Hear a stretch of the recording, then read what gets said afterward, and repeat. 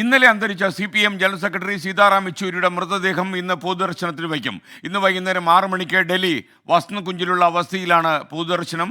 നാളെ രാവിലെ 11 മണി മുതൽ വൈകുന്നേരം 3 മണി വരെ പാർട്ടി ആസ്ഥാനമായ AKG ഭവനിൽ പൊതുദർശനം ഉണ്ടാകും. വിവരങ്ങളുമായി ഡൽഹിയിൽ നിന്ന് ബൽറാം നെടുങ്ങാടി തത്സമയം ചേരുന്നു. ബൽറാം, ഗുഡ് മോർണിംഗ്, പറയൂ.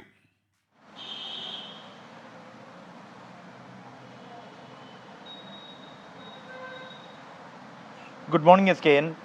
Sitaram Yechury CPM general secretary Sitaram യെച്ചൂരിയുടെ മരണം ഇന്നലെ വൈകിട്ട് 3:05 സംഭവിച്ചത്.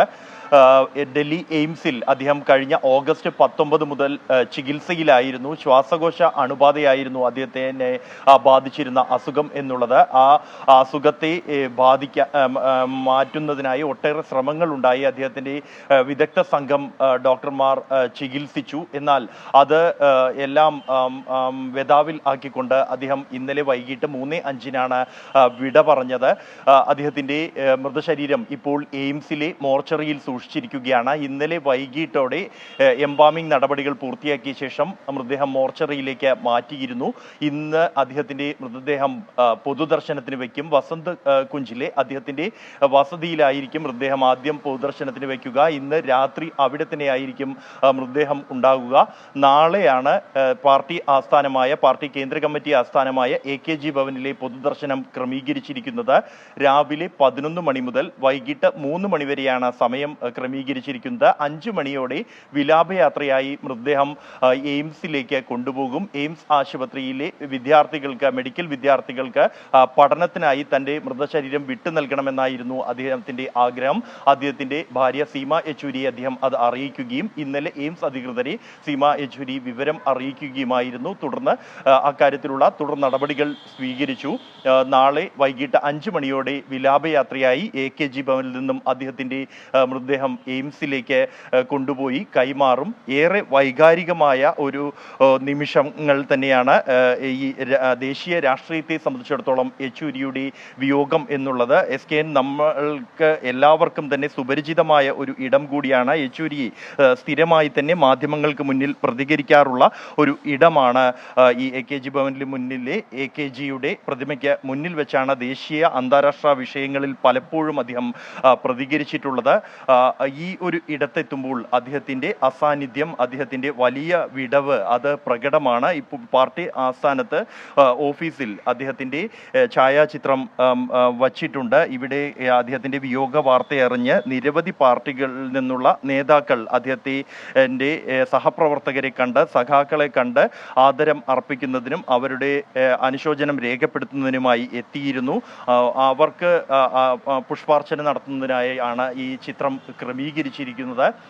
ഈ പാർട്ടി ആസ്ഥാനത്ത് മറ്റ് പൊതുദർശനത്തിനായുള്ള മറ്റ് ക്രമീകരണങ്ങൾ അല്പസമയത്തിനകം തന്നെ ആരംഭിക്കുന്നുണ്ട്. നാളെയാണ് പൊതുദർശനമെങ്കിൽ പോലും നിരവധി നേതാക്കൾ അത് സീതാറാം യെച്ചൂരി എന്ന വലിയ നേതാവിൻ്റെ മഹത്വം അത് എത്രത്തോളമാണ് എന്ന് അറിയിക്കുന്ന തരത്തിലുള്ള ഇത്തരത്തിലുള്ള മറ്റ് രാഷ്ട്രീയ പാർട്ടികളിൽ നിന്നുള്ള നേതാക്കൾ ഇവിടേക്ക് കഴിഞ്ഞ ദിവസങ്ങളിലെല്ലാം തന്നെ എത്തിയിരുന്നു.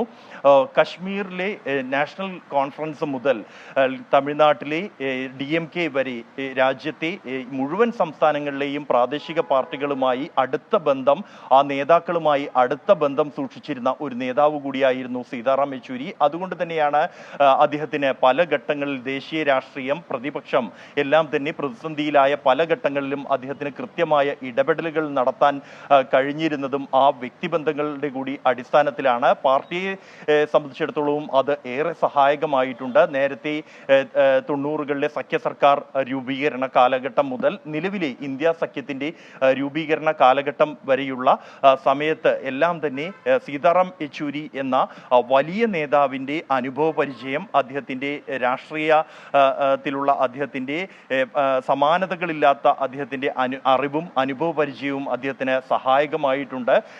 ഈ സാധാരണ നിലയിൽ കമ്മ്യൂണിസ്റ്റുകാരെ സംബന്ധിച്ചിടത്തോളം അവർ പാർലമെന്ററി രാഷ്ട്രീയത്തിൽ ശോഭിക്കാൻ കഴിഞ്ഞാൽ ജനകീയനാകണം എന്നില്ല. അത്തരത്തിൽ ഓരോ നേതാവിനെ സംബന്ധിച്ചിടത്തോളം അവരുടെ പ്രകടനങ്ങൾ വ്യത്യസ്തമായാണ് കാണാറ്. എന്നാൽ ഈ ഗുണങ്ങൾ എല്ലാം തന്നെ ഒത്തുചേർന്ന ഒരു നേതാവായിരുന്നു സീതാറാം യെച്ചൂരി. അദ്ദേഹം ഏറെ ജനകീയനായിരുന്നു.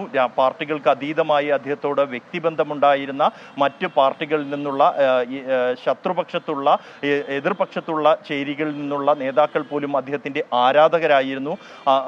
ഒപ്പം തന്നെ അദ്ദേഹം പാർലമെന്റേറിയൻ എന്ന നിലയിൽ മികച്ച പ്രകടനം കാഴ്ചവെച്ച ഒരു നേതാവ് കൂടിയാണ് Sitaram Yechury.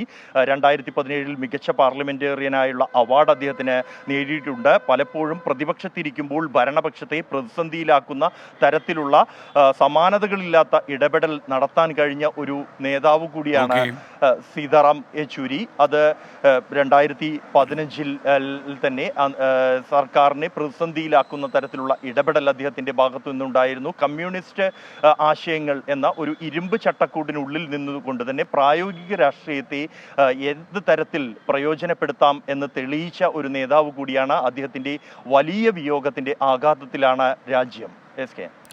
Okay, thank you. Balram നെടുങ്ങാടിയാണ് വിവരങ്ങൾ നൽകിയത്.